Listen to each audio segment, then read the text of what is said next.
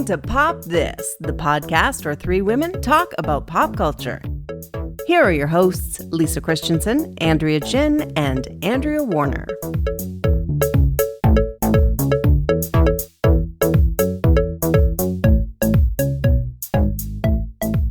So I think it's official that we can call this now craft season.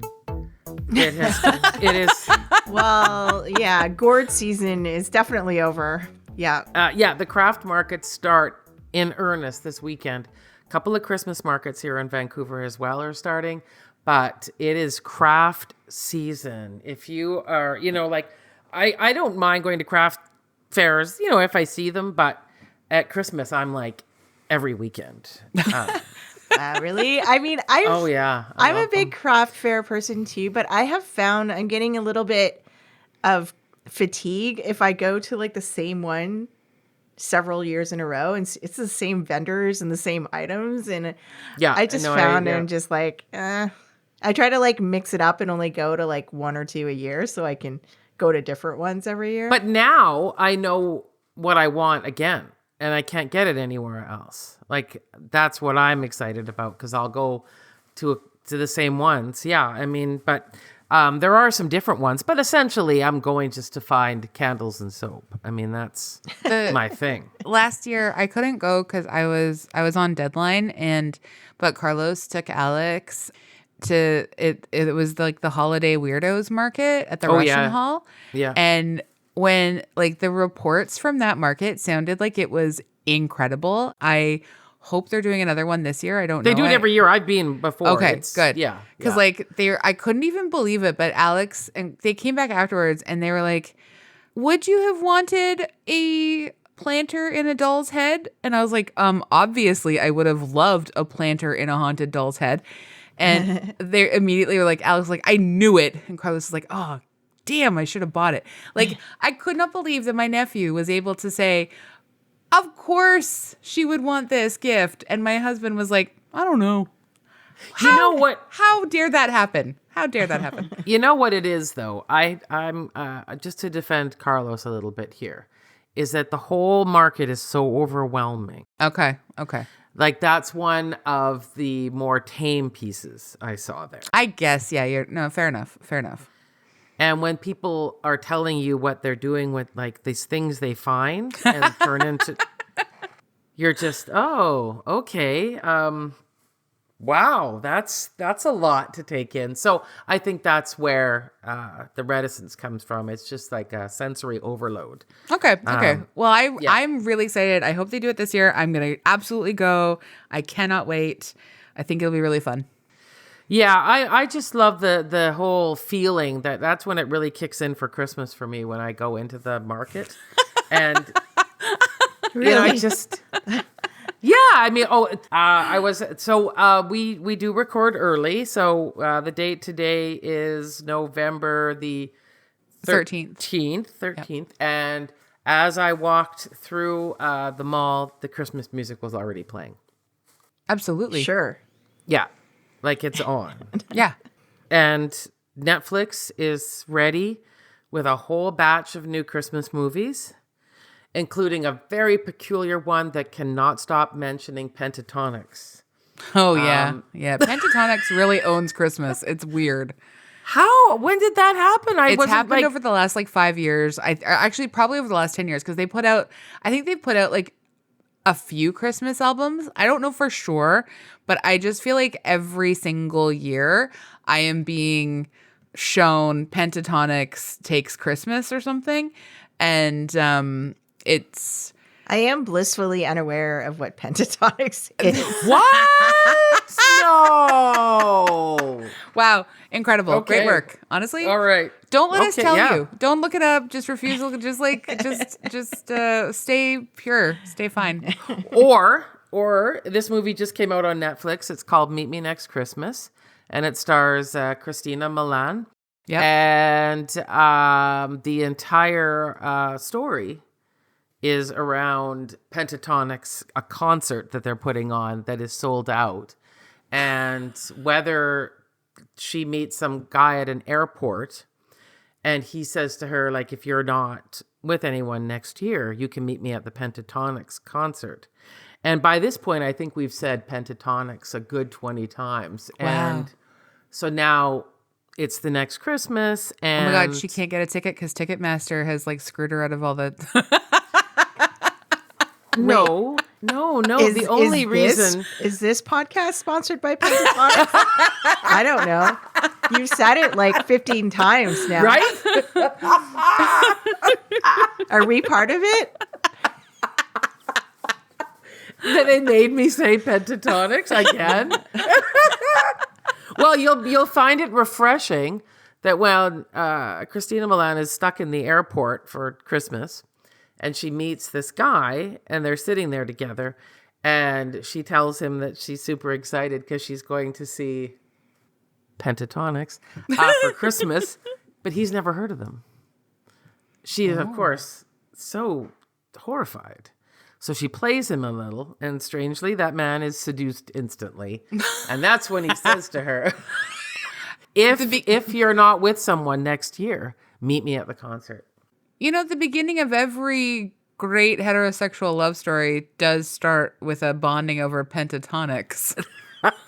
This is the first time I've ever heard that word, and now I've heard it 30 times in like 3 minutes. Well, see, it works because that's how they do in the movie. I can't believe how many times they say it. I can't believe the excitement of trying to get this ticket. Like, it's insane.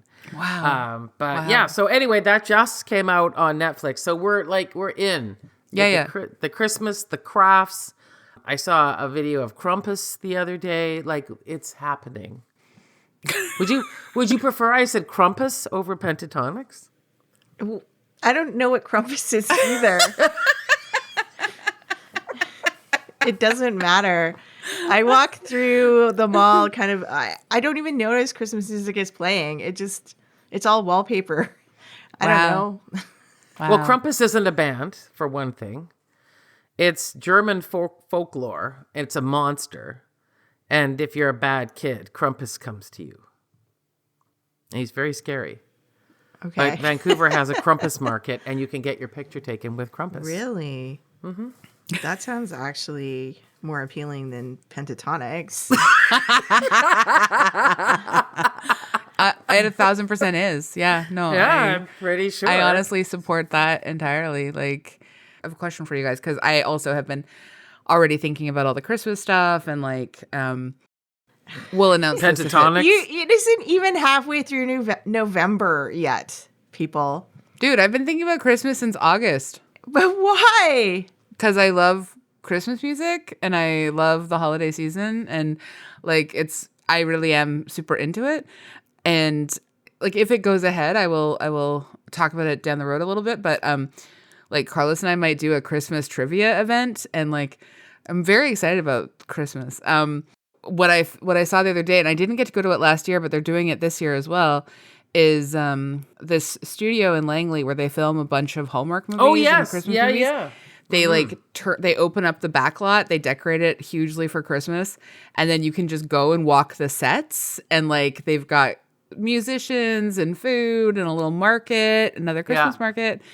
And I didn't go last year, but I'm like very tempted to drive out to Langley to go to this market this year. All sounds so utterly bizarre to me. Like it's all just this made up stuff to make you. No. Pentatonics is real. Oh, good. You delivered on the 40th instance of. Yeah, I mean, I understand around, like, sure, on Christmas Eve and Christmas Day. Wow. Yeah, it's the holiday. I like the but like mid-November for Andrea Warner, August.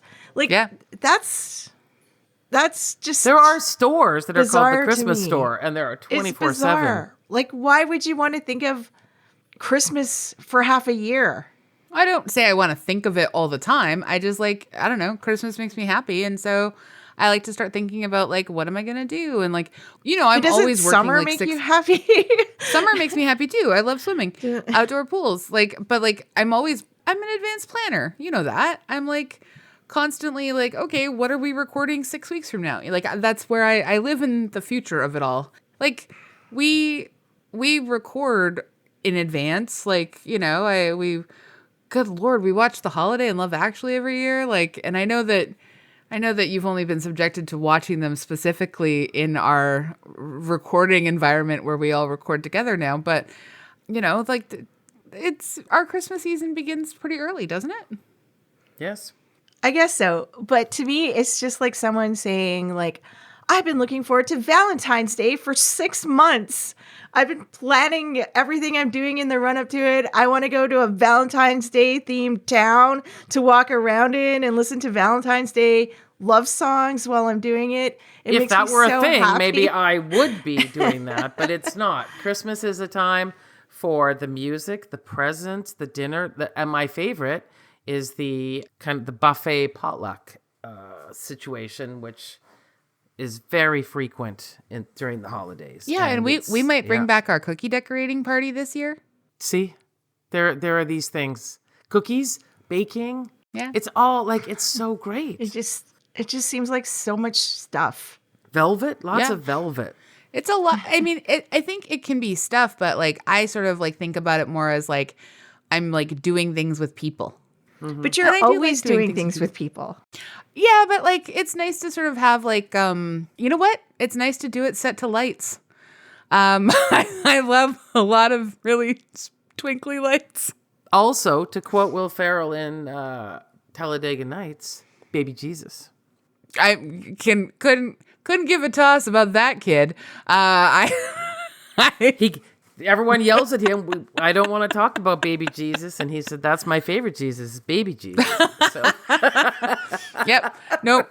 That's lost me. But I do really enjoy Christmas. I even love Christmas carols.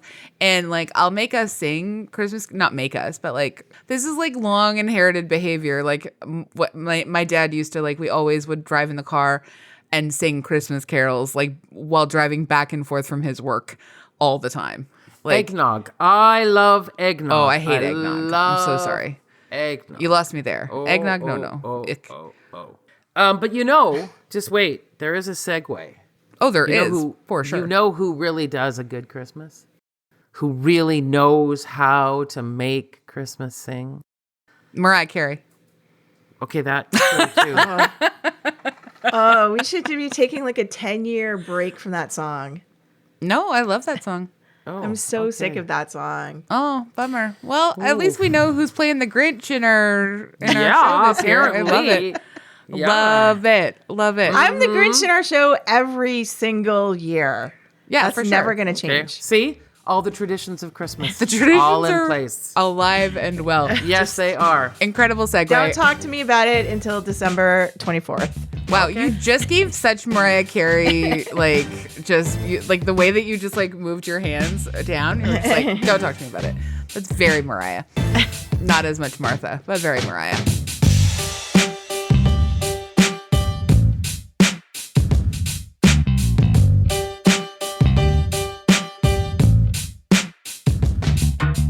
All right, I'm Andrea Warner. Lisa Christiansen.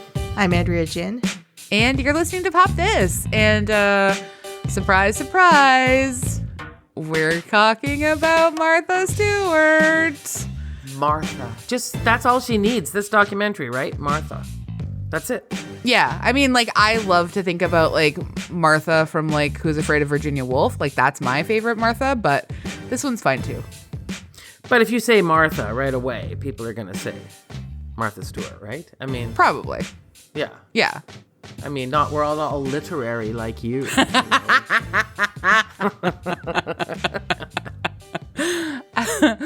mean, yeah, probably. I will say, like, you know how I said I didn't give a toss about baby Jesus? I also never gave a toss about Martha Stewart. She's just not, she's not my flavor of... You know what? That is so shocking. Yeah, I am personally floored by that announcement because I figured you would be. Everything you do screams Martha Stewart. Yeah, the perfectionism. Yeah, is neat and tidiness. Yeah. sort of wow. dedication. I feel like I'm getting roasted in reverse. Wow. Like one of her delicious roasts in a pan coming out of the oven. To have the correct tools to do the job, yeah, have things all lined up neatly, and like just work. I feel the only thing potentially that I identify with in terms of Martha Stewart is that I do enjoy the work, but I do not enjoy her work. And you know what this documentary revealed to me?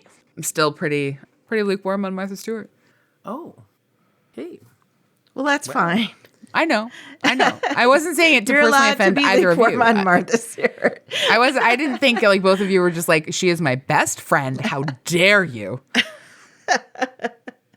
Well, I do, I've always sort of not admired, that's a really strong word, but I've always thought highly of her. Oh, okay. And and that she has an idea of what she wanted out of life, and she saw it. And I think she says this at the end of the documentary, like, where there's a void, I like to put something there. And I admire that. I like that idea a lot. If there's a void, I'm just like walking right past it. Well, I like how they like put a line in this documentary that is something like somebody saying like, she's better looking than you. She'll be better than you at everything forever, no matter what. And it's just like, yeah, that's how I've always seen Martha Stewart. And she's never really appealed to me, although I recognize that she, is the expert and like curates this lifestyle that is the ideal for a lot of people. But her style, I think, like when she was super popular, like in the 90s and 2000s or whatever, and coming up with Martha Stewart Living, I was like kind of too young to really appreciate that style, because that's like kind of fancy East Coast lady style, and that wasn't really me. But like, I think her latest renaissance with Snoop Dogg, I've been like appreciating that more, and how she's like trying these new things and doing new things. I'm like, good for her. Like, she's in her 80s now, and she's like expanding her brand and trying all these different things. And I think I didn't really pay attention to her stuff until then. And then like watching this documentary, I see it the way that we've been watching the other documentaries like Pam Anderson, or just kind of like, oh, I didn't know much about this person before, but now I can sort of appreciate the journey that they've been on. Yeah, I think that's sort of my feeling about it too. I really wish they'd spent more time digging into like the her and Snoop of it all. Like, this is obviously like the era of Martha that would speak to me the most as well, is just understanding, and like her, and the way she has a good social media team, and like sort of all of these different things where she has adapted and evolved with the times in a way that's extremely, extremely clever. You know what this documentary made me think? What? It made me think this was the real Hacks. The what? Hacks. The show Hacks we did? Yeah. Deborah, I can't remember her last name. Deborah Vance? Vance. This is Deborah Vance's story, Martha Stewart. Even though they're different, like, I see what you're saying. Yeah. I didn't think about that at all. That's interesting. The reinvention, the dedication, the ruthlessness as a woman, the cheating husband, like one daughter. Like, I don't know if they were writing Hacks thinking about Martha Stewart, but that's what it felt like to me. Yeah, like I think I can see the parallel for sure. I think obviously one set in a comedy world and one set in sort of like a multimedia empire world, but like I can see the parallels for sure.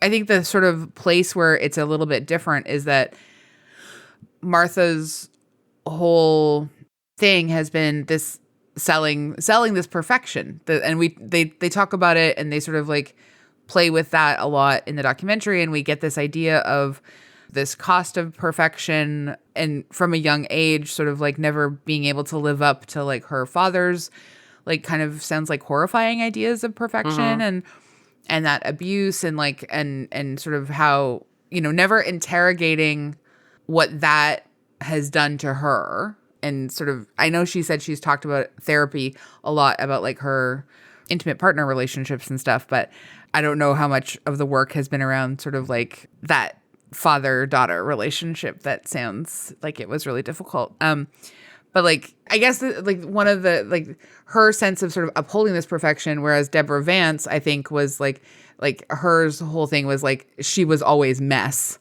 And like, yeah, but that was a conceit. That was a conceit as well, though, yeah, right? No, it was like a stylized like so presentation of like what she was going to show. And so, I think like that's super interesting though, like that comparison. I hadn't thought about that at all. That's cool.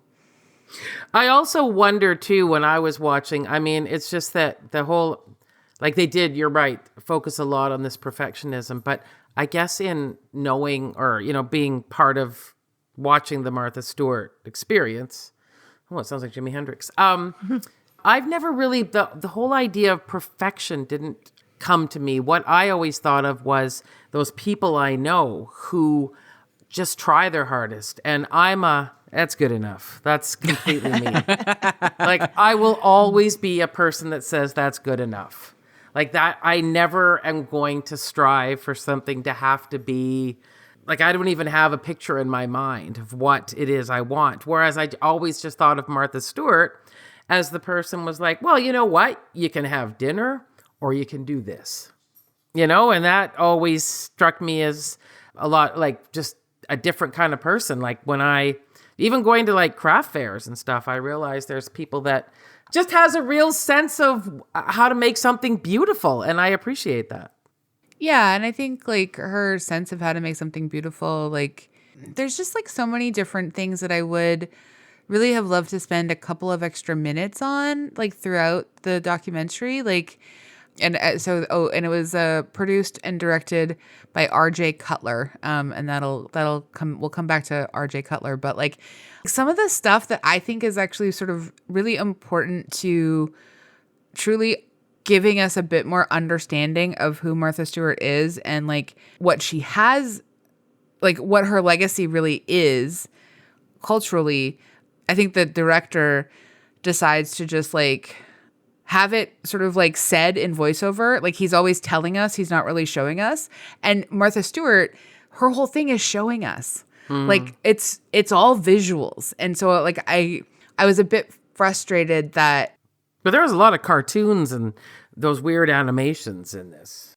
I feel like she's a person who like talks about, she knew she wanted like a full color cookbook and like, you know, she wanted beautiful visuals of everything. Like her inventing like a crudité table, like those like sort of beautiful lush designs. Like I liked seeing stuff like that, but I would have liked even more. And just like, yeah, I don't know. I think I wanted more from R.J. Cutler. But what I did appreciate is that he allowed her to be unlikable. Yeah. In the doc. And there's something very fascinating to think about, you know, as her position as this like, quote, like quintessential American woman of the last 50, 60 years, like public figure.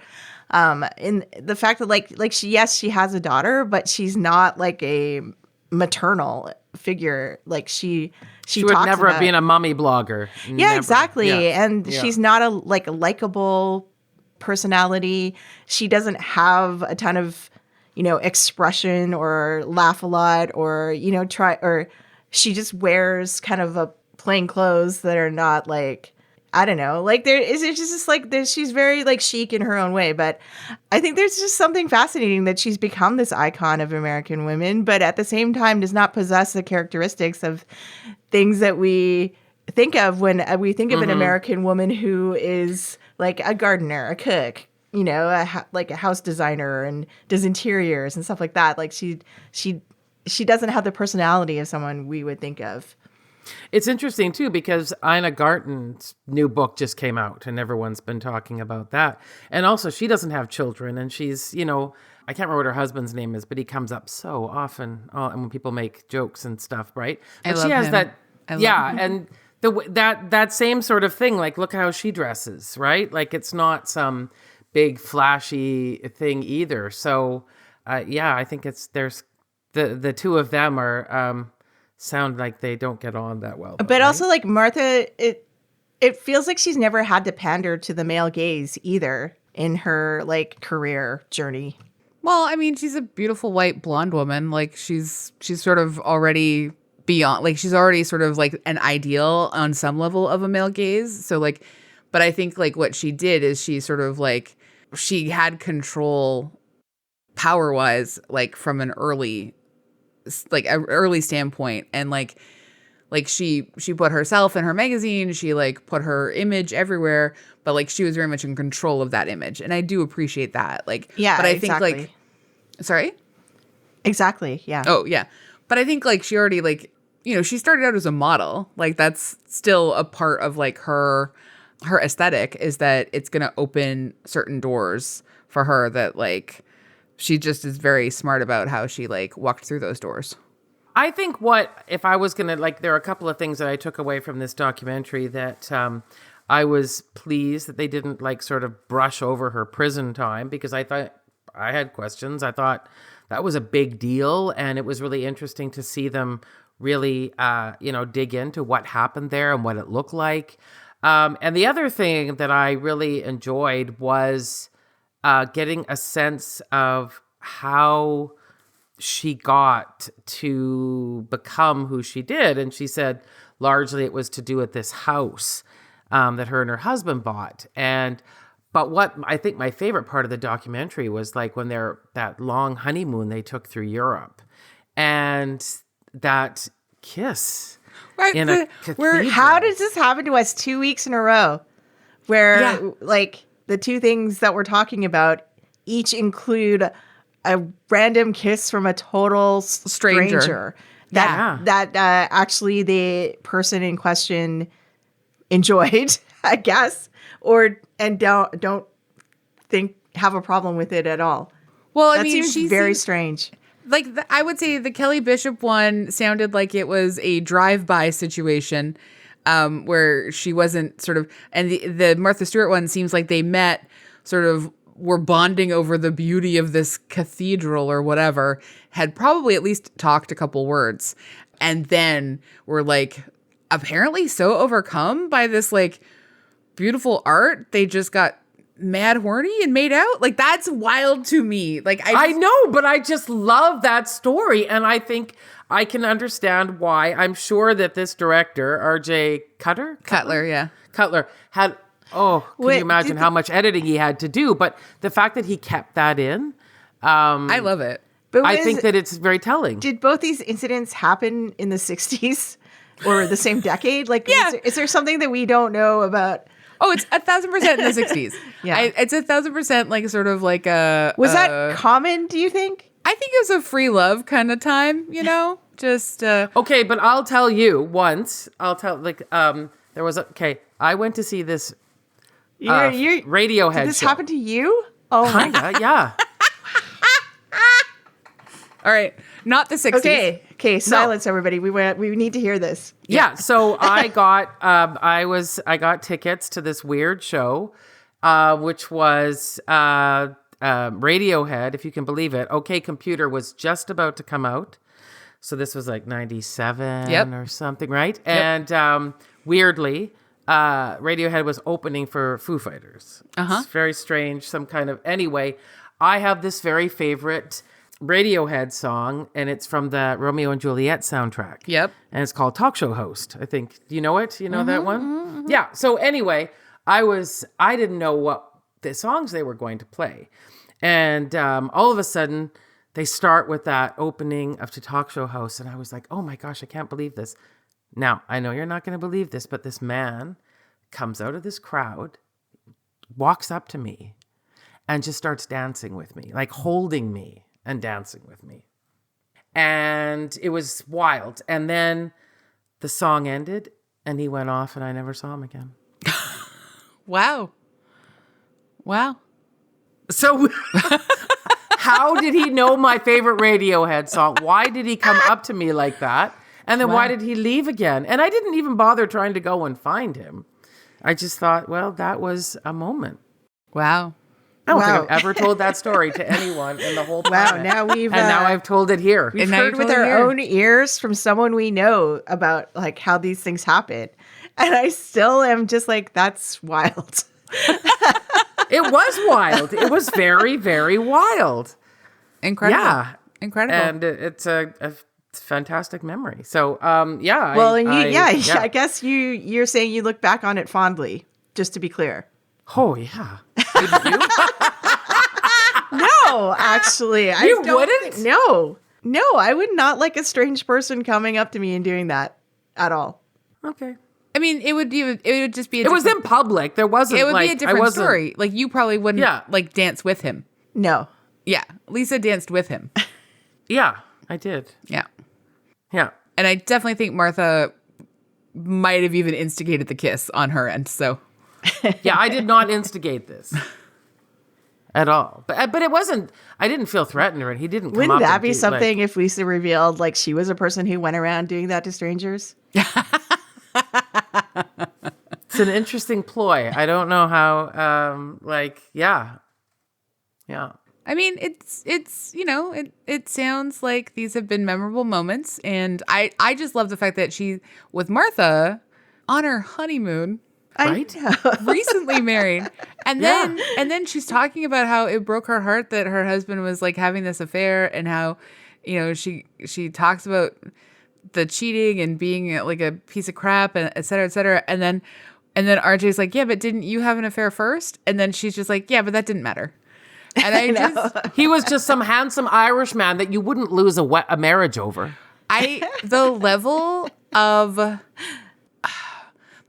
sort of like wild, cold, sort of like she decides what is important in every aspect of her life, including trying to decide, like attempting to ensure her husband does not leave her. And it was like so sad to me, like hearing her letters read. I didn't like how they did that, but anyway, I appreciated that she was like, no, you've got the letters. You figure out how to communicate that information. No, thank you. But like the way that she goes between just burn it all down, literally threatening to burn down the house, to then saying like, why does it have to be too late for us? Like just like her, it's so vulnerable and I mean, raw is used too much in these kinds of situations, but it just made me sort of try to understand how much of it was her being genuinely heartbroken and her having something happen to her that was not in her control. And I just I have a very hard time with figuring out whether or not Martha Stewart might be like just a little bit of a sociopath. Well, I mean, it's so interesting that there are those moments that she kind of reveals that her relationships with men, like she literally says like she could not care about it less, like at one point in the documentary. But like at the end, the story she relays about her sort of relationship with the Microsoft guy. Yeah. And how it ended. Yeah. Like the tables kind of turned because like she just finds out from him while they're in bed together, and he's just like, I'm getting married to this other lady like tomorrow or whatever. And she her has family no won't let idea me talk what he's to you talking anymore. about. What? Yeah. I know. Yeah. That's something. I feel like if he was telling the story, there'd be some bits in between. Like there was, like. Well, it's. I mean, he sent his plane to get her after prison. So. Yeah, but he also didn't visit her once at all. No. And I understand she was only in there 150 days. It's not like she did a ton of time or whatever. My memory of that time in the life though is that I thought Martha did a lot longer. I really So did I I. remember it being such a huge tabloid story and just relentless. But also in the mythos that is Martha Stewart, I said that to someone about watching this documentary, and that it was really interesting to see her prison time, and they went, "Oh, she was just in some cushy, hot deluxe prison." I went, "No, she wasn't." And I think, where did that idea come out that she was in some, like a condo in Florida or something? Yeah, I feel like they don't talk enough. I would have liked more time with the prison stuff. I also, again, my frustrations with Martha Stewart are, I think, my frustrations with a lot of things about sort of that, just rich person sort of investment in deep, deep, deep capitalism. But like, she talks about how prison's not effective as rehabilitation, but like, she's done nothing about prison reform since like getting out. She's done nothing. Like, I have such a difficult time with the way that she seems to just focus on herself and not the like larger place in the world at all. Like, just like, I have no sense of like Martha Stewart's like community. I know sort of the work that like Snoop is doing out there in community and stuff. And like, I think she gets such a good lift from being seen as one of his like friends and collaborators. Like, she, I don't know. There's things that I want from her that I know she'll never be able to give me. And that's not fair for me to expect her to give them to me. But I just want people who have experienced like some tiny bits of like sort of hardship to like, or not even hardship, because like she just got caught with her hand in the cookie jar and she ended up going to jail for it. And she like never admits anything. She never, ever changes any aspect of her business. Like, they talk about how she lost $100 billion. Like, that's a tremendous amount of money. And she did lose some stuff. And I think she like took a lot of hits in the media and it was a lot, very unfair. But like, even with this documentary, she's out there saying that like there's so much about it that she hates, but she is promoting it non-frickin' stop. Like, she is lying to us that she hates this documentary. She loves it. It's doing good stuff for her. Well, yeah. And I mean, I do think it was, I do think that it's interesting with the Snoop Dogg stuff too, because they did, which it was really fun, kind of identify that moment where the two of them at that Justin Bieber roast, where they connect.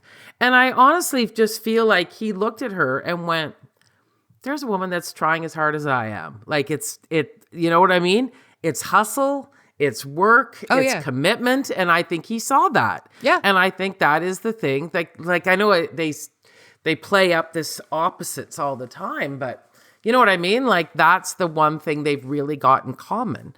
And so that's their common language, and that's what makes all these projects doable, because that helps them both. Yeah, they are business people with brands where they are the brands. Yeah, exactly. Yeah, I mean, I wasn't interested in following Martha Stewart on any platform until like, I don't know, in the last year or so, because of all the stuff she's doing with Snoop Dogg. I was like, okay, she's still relevant. She's still doing stuff. I'm going to follow her on Instagram. And I have come to appreciate that, like, like the perfection of what she does and everything that she posts is so planned and executed so well and thought out so well. And I mean, as someone who is a little bit of a perfectionist myself, I have to like take my hat off to her, because like she is the queen of all perfectionists. It's incredible. Oh yeah, no, I mean, you really don't like her. I just like, I don't know. I have such an allergy to the word perfect, and I think like the best times is when she has finally like admitted that like it has to be imperfect, right? Like aspects of her life are imperfect, and she has managed to like, what's that art of breaking something together and then painting it back? Oh yeah. I don't think she'd be into that though. Yes, I do. Well, but I mean, she could. But that's not her. Yeah, Sorry? I was gonna say that's not her. Yeah, mm-hmm. That's not her at all. But that is her. Like, she has gone to jail. She has had all these failed relationships. She has, like, but she doesn't want them. She doesn't like. Yeah, like that's not her style. No, but I think that she does come back stronger every time, and so I think she like. I think what has worked well for her in the last 10 years, especially since like the roast and with Snoop Dogg, is that she finally sort of like started opening up a little bit as a sense of humor. Like, she actually because she's not necessarily the most funny person in the world or the funniest person in the world, but like she started to show a little bit of bite in a way that was like winking. Like, all of her like thirst traps, like her, like all of this stuff that she's doing now. I mean, this is the most relatable version of Martha Stewart I've ever seen, because I think she has come back from something. Yeah, but we don't want her. I don't want her to be relatable. It's like the reason I like Mariah Carey or Jennifer Lopez. I don't want them to be relatable. I want them to be extraordinary. And I know every time I see Jennifer Lopez and, she likes to show those abs, and she's in her 50s and she's showing those abs. I am so lazy that when I see people working this hard at anything, I'm in awe. Like, all I can do is get to the end of work and want to get on my couch and scroll my phone and then have a nap. I mean, that is the height of joy for me. What I like about looking at her content now that I follow her is that I like that she's the authority on stuff. Yeah, like, tell me how to throw a garden party. Like, what variety of drinks do you need? Be the authority on that. Tell me, like, what kind of table settings you should have for things. Tell me what you should be serving at things. Like, I like that there is someone who knows what they're doing and knows how to execute it properly out there and, like, posting like a video for me to watch and understand what is happening and how she does it. That's what I appreciate her for. But exactly. That could be just me in my old age talking. It's what another thing I do like about her is the certainty. Like, this is how it should look. You don't have to agree. But in the eyes of Martha Stewart, this is how it should look. And if you want to do that, then that's fantastic that there's someone out there, as you say, with that kind of certainty who will help you when somebody gives you a turkey and you don't know what to do with it. Yeah. She will be there, and she will appreciate the fact that you are trying really hard to put something together. Do you believe what they try to assert multiple times is that she's the original influencer? Oh, I've done no research into that. It might end up being somebody like Mary Pickford. I don't know. Like, that's...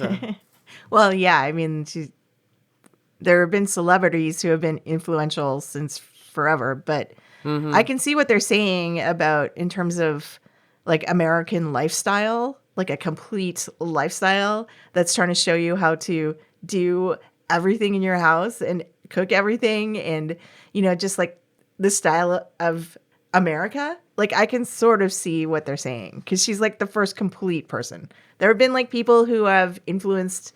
Yeah, like Julia Child and her French cooking, right? Or fashion or, makeup or whatever, but, like, the complete thing, maybe. I wasn't convinced of it. That's the thing. You got to do more than just say the thing. You have to show me the thing. And I agree with that. The documentary didn't convince me of the thing. Yeah, and I mean, I guess we use the word influencer in lots of different ways now too. But I mean, ultimately, it really just means, was she the first person that was suggesting how we could live better? No. For sure not, right? We had exercise gurus for years. There were before her, right? I mean, there were, like we were saying, Julia Child and all kinds of different, people that were doing all of that kind of stuff. I think she had to have learned from somebody. Yeah. I mean, I think too that we also have to realize that we're not in her demographic necessarily. Like, we're all probably too young to really be interested in how to curate a beautiful home, like when she was doing Martha Stewart Living. So I don't know. But also, I don't care to be either of people that she was influencing. So like, I guess one of the things I did appreciate about the documentary is, like, okay, I will say I did find it a bit boring. Like, I fell asleep at a couple points, which is rare for me because it's not that long. But, like, I feel like with the other biodocs that we've watched, like, yes, this sort of shows Martha as we sort of understand her, which is that she's not trying to be some, like, American princess of, like, personality. Like, she is first and foremost someone who has always sort of been painted as not caring if she's liked, and sometimes that has, like, hurt her, and I think sometimes it has hurt people that she has employed, because there have certainly been a lot of things that have been levied at her in terms of sort of being an abusive employer.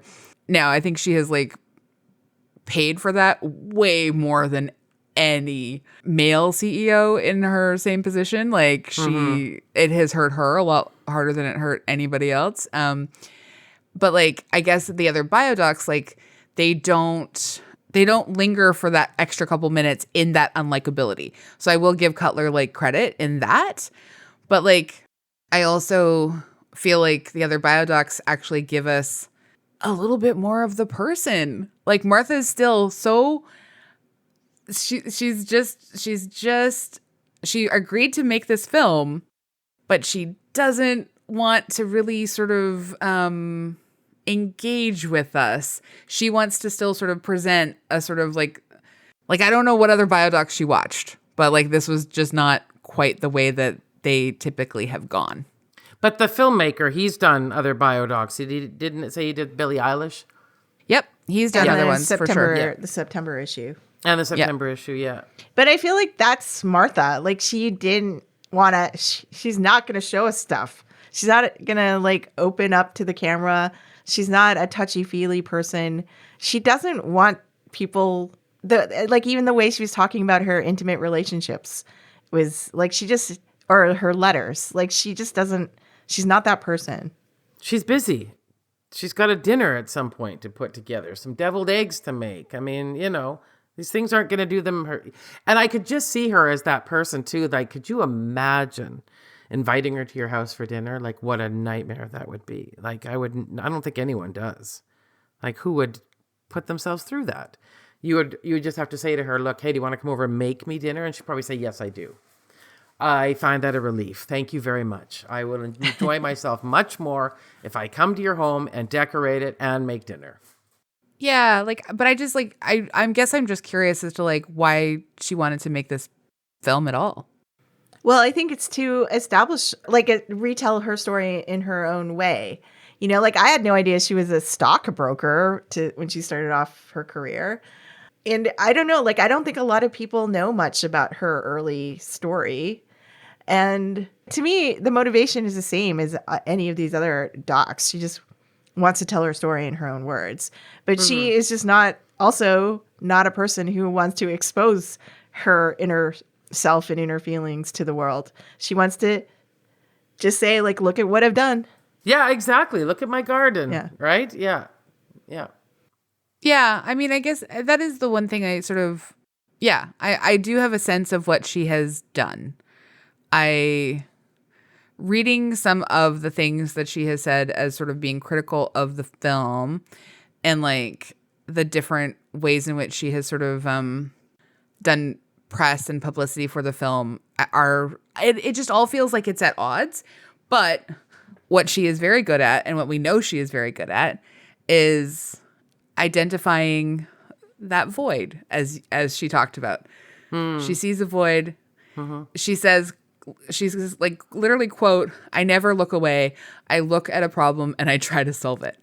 And so like, what is the problem with like the world of Martha Stewart? Like the problem is that we didn't understand the extent to which the extent of her cultural contributions. And she has fixed that with this film. So mission accomplished. There you go. You know there what? was a void. I even picked up a gardening tip watching this doc. She was like, you don't like where a flower is? Rip it out, move it. You don't have to, it doesn't have to be there forever. And I'm like, yeah, that's right. If I hate something in my garden, just change it. Look at that. Wow. Thanks, Martha. Yeah. I mean, Thanks, Martha. I want to say that I could have given you the same advice, but you didn't tell me. So I didn't feel know. really committed to stuff once it's in the garden. It's just there and I have to make it work. But, why? But the question is, do you? Yeah. Isn't that the catchphrase from Project Runway? Make it work with Tim Gunn. Make it work. It is. Wasn't that his line? Yeah. And what's Martha's catchphrase? It's a good thing. It's a good thing. Well, it's time to ask that question. Does Martha pop? I think so. Yeah. Yeah, I think so. I think it's worth watching. I think it's worth watching too, but I was bored, so I will say that. Well, that's, It can't all be a Pentatonic's Christmas album. So. Look, I would like it for the record known that I have never once enjoyed a Pentatonix Christmas album. So I just did look to see how many they have of Christmas albums, and it's quite extensive. Yep. It is quite like back from 2014, I believe that's when they first put their... So it's been 10 years of Christmas albums, and they've really inserted themselves. They saw Pitch Perfect and said, we can do that. And then they have not let us forget. No, they have not. They have not. Yeah. That is not my pick, by the way. I know how to tie this together. You two are the Pentatonix of my life. Wow. In terms of Christmas. Relentless and in terms of talking about Christmas. Wow. Yeah. We'll never give up. Yep. Never. Can't Never. stop, won't stop. See? No. That's a Beastie Boys lyric, isn't it? Yeah. Yeah. That's probably what the Pentatonix say, when they wake up every morning. But they do it in a 6-part harmony, so. Yeah.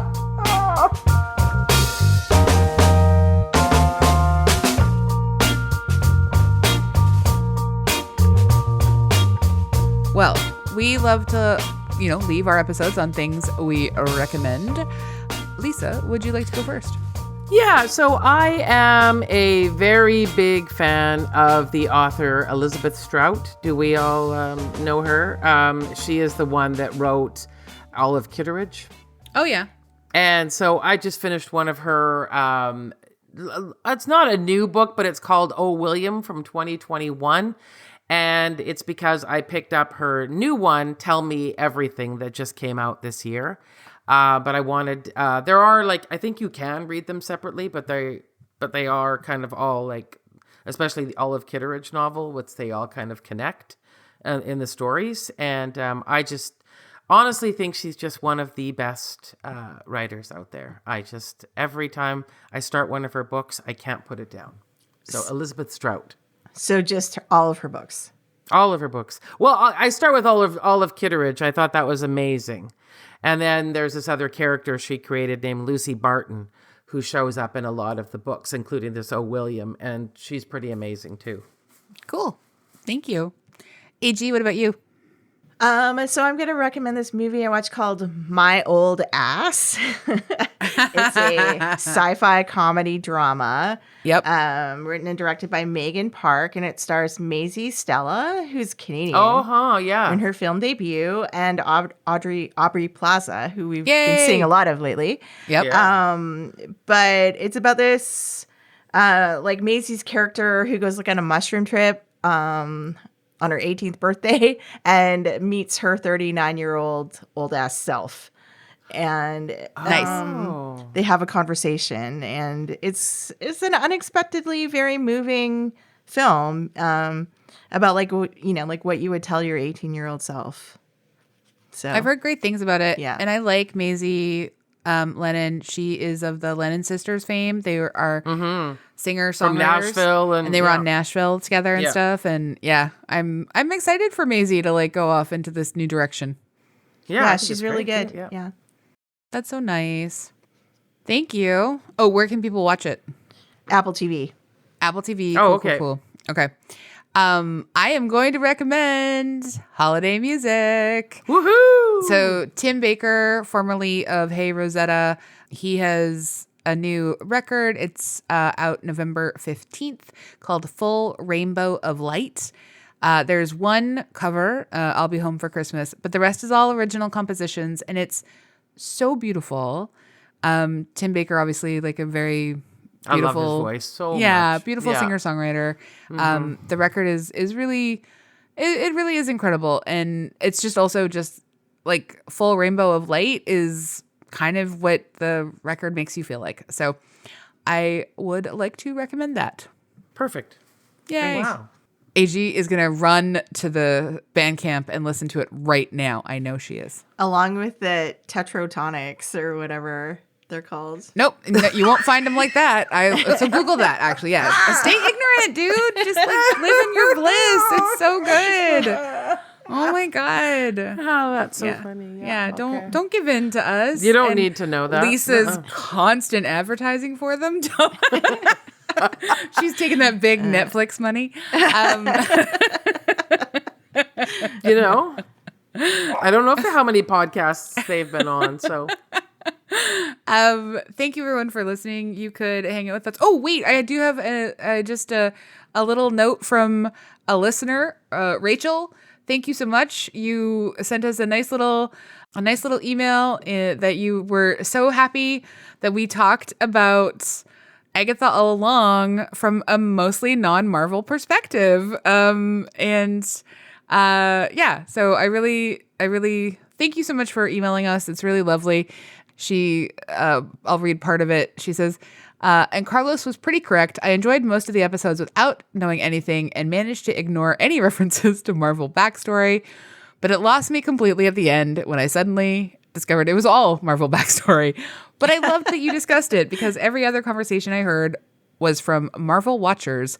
So fun to hear from people who were closer to my starting point. Rachel will always be closer to your starting point. Oh, yeah. That's right. So thanks, Rachel. Hello. And thanks for listening.